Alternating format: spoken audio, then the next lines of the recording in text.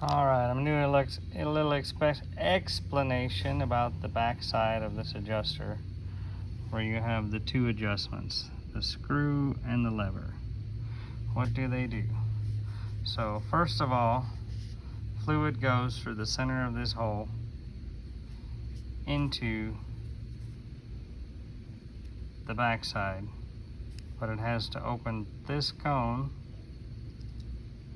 in order to get to the back side. So the back side is this area here, and then there's a hole that comes down to this shim right here. Doesn't look like it covers it, but it's just the way the angle is. And then the oil flows through and comes out the low speed circuit into there and out all the way out these holes here into the reservoir.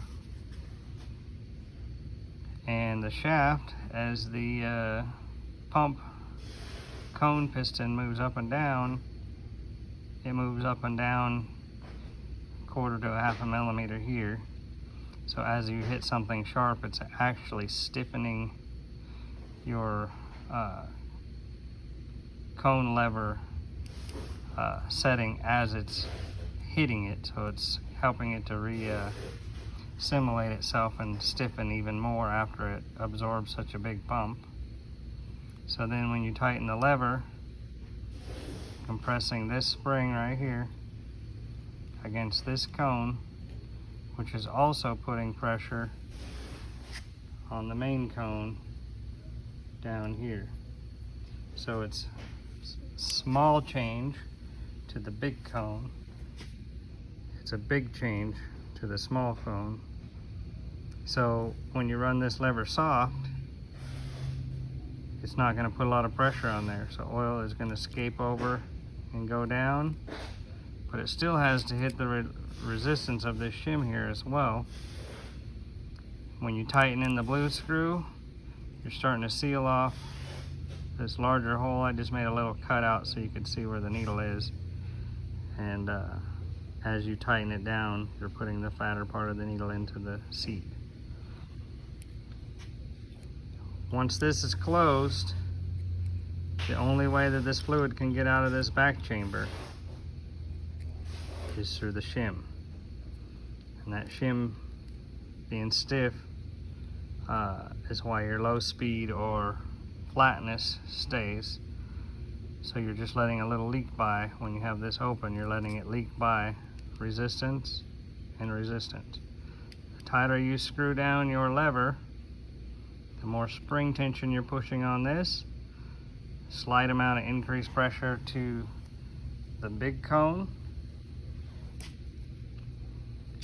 And then if you have more pressure on this spring and you find, oh, I like that stiffer pressure, but I feel like it needs to be lightened up just a little bit, well, then you can open up your blue screw and let it come out your blue screw a little bit more versus having to go through just the shim stack. Hope that makes some more sense for you. And there's an O-ring that fits here. And I kind of broke it off there. Getting a little crazy with the mill, but this will hopefully help you understand why you're making changes internally. We can adjust this shim. It's stiff. We can add a second one. Of course, that's going to change the preload to the spring. You got your low speed, which allows anything that gets past this cone to just come right out. The more closed this blue screw is, the oil has to go through the shim stack, and there's like 6 holes in the bottom of the cap that push it against that spring. The other hole is non-existent. It doesn't do anything. It was an old idea. That is part of this little hole back here. It would take oil in and come out through a ball and spring, but I find that made the adjuster too soft, so I just plugged it off. But I wanted as much tunability as possible, and you got the shim, the cone, the lever, which tightens the little mini cone, the blue screw, which is low speed. It's going to start driving more pressure into this shim. Hope that helped.